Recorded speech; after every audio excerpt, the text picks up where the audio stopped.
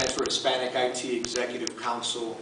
We are about 100 or so of the world's best technology leaders that just happen to be Hispanic. I'm going to really talk about this topic today from a technology perspective in our pipeline, and really talk about the growth and demand for technology talent, the crisis that I think we face in supplying this demand, and talk about some solutions.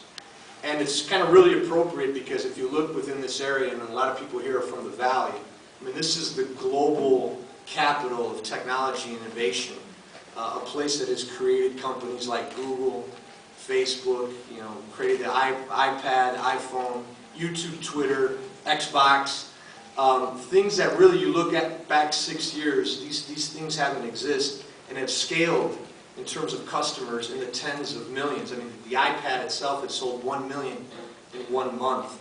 And when you look at that, that's causing a tremendous growth and demand for technology talent. I've had the opportunity to present about technology and disruptive models around the world, and I can tell you that the demand for technology talent in this pipeline is only increasing and accelerating. Over the next 5 or 6 years, the Department of Labor and Bureau of Statistics has about a 2 million increase in demand. And further to this, as we look at defending our nation, I'd ask a question to the audience. Does anybody know how many times in 2009 that just our Department of Defense was attacked by cyber attacks? How many there were? Let me take a guess. 100,000. So this again, whether it's the demand, explosive demand for these business models, or what's happening from a cyber terror, there's a huge demand for talent. Now, from a crisis perspective, we call this thing a pipeline, and I would argue that it's more like a funnel. That when you look at from a high school to college to the executive ranks, what we have is just coming out a little drip.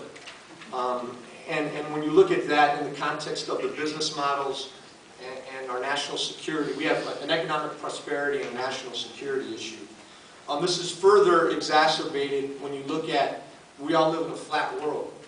And it's very easy, China and India, and my good friends from Intel can appreciate this, that we've lost our competitiveness in terms of the amount of technology degrees that we're kicking out.